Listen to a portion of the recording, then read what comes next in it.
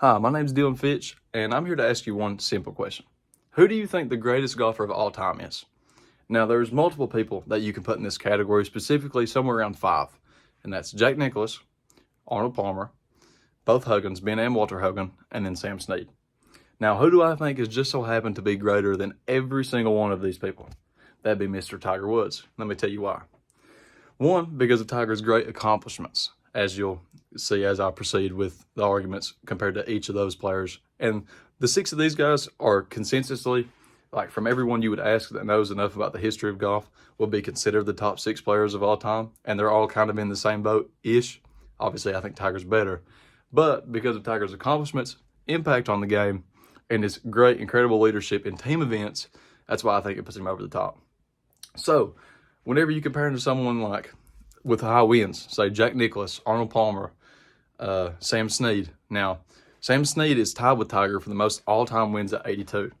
Then you have Jack Nicklaus at 73 and Arnold Palmer in the low 60s. And I don't even say the number because since Tiger has 82 wins, it kind of makes their wins irrelevant. Now, both of the Hogans, however, aren't even in the 60s. So I don't think they're relevant at all whenever it comes to wins. Along with that, you have to count majors. Now, a major in golf is sort of like the Super Bowl, but it happens 4 times. And each time it's an incredible large amount of money on the line. Whoever wins gets millions of dollars. It's that kind of deal. So whenever you compare him to guys like Jack Nicklaus actually has one more. He has 16 majors, where Tiger only has 15.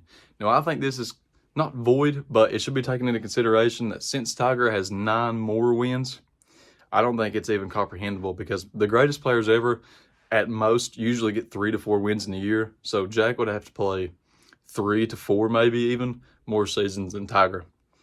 And then Arnold Palmer is in the 10s. He's like 10 or 11. And since Tiger already has more wins and more majors, I think that Arnold Palmer's argument for wins is void. And then Sam Snead is the interesting one because Sam Snead doesn't have 10 majors, but he has just as many wins as Tiger. And that's whenever it gets a little bit weird still, because majors in Sam Snead's time, who played in the 1900s, like early, like 1940s, 1950s, 1960s, golf wasn't as popular. That's why I come back to it. So it just depends on how you look at it and what you weigh as far as categories go for the greatest of all time. Then you go with impact on the game. Now, Tiger has merchandise. He has, obviously, he's one of the first great African-American players, which is incredible for the impact on the game. And he just influences a lot of other players that want to be just like him, say myself, who's played for 7 years, and every year I've played, all you hear about is how great Tiger Woods is. And it's just a fact. So whenever you compare him to, say, the rest of the players I've named in the same boat, you don't get the same type of, now don't, like Arnold Palmer, like if you've ever heard of an Arnold Palmer, it's a half and half tee. It's really good.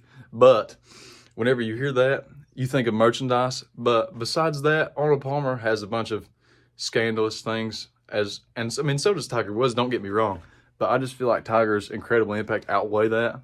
And then Jack just had impact as a player, not necessarily as a person. He was a really great player and obviously a great guy, but everybody, you're going to have that with professional athletes. But he just wasn't as impactful to people, like touch people's hearts and get people to play and all that. And then both of the Hogans are really known for their impact on what it did for the golf swing, not necessarily golf. Like there's books and books and books on how great Ben Hogan's swing was and how great Walter Hogan's swing was. It's just, and they're not related, by the way, in case anybody wanted to know. But that's just kind of how that goes. And then as far as leadership, Tiger, in golf, there's 2 team events. There's the Ryder Cup and the President's Cup. Now in the Ryder Cup, it's the USA, all the best golfers in America, the United States of America, versus all the greatest golfers in the entire continent of Europe. No matter where you're from in Europe, it's one singular country, the USA, versus the entire continent of Europe. And they pick captains and co-captains to lead their team. And then the captains will draft golfers, and that's how you sort the teams out. So Tiger's been a captain of the Ryder Cup on numerous occasions. It's above 3, at least, according to PGAtour.com. But it just depends on how you look at it. He's been a co-captain more than twice as well. And besides Jack Nicklaus, none of the other players I've named on the list have even come close. Sam Snead was never even a captain. He was voted co-captain, but never a captain. Now, the President's Cup's different. And, just for context, the Ryder Cup happens every 4 years. And the President's Cup, which I'm about to talk about, only comes every 2 years. So, Tiger has been, obviously, it's Tiger Woods. He's been a numerous time co-captain of the President's Cup. And Arnold Palmer has been a captain and co-captain multiple times. But due to the effect on the Ryder Cup, which is the more kind of prestigious like team event in golf, it's the most prestigious team event. And it's the most viewed. It gets more, past year, it outviewed the Super Bowl through 4 days, which is something that you don't really hear very often whenever it comes to golf, which I think is incredible. So, due to these reasons, and when compared to all the probably top 5, not counting Tiger, greatest golfers of all time, Tiger just absolutely outweighs them in every category, regardless of who you're talking about, besides just a very minuscule few. And that's why I think Tiger Woods is the greatest golfer of all time.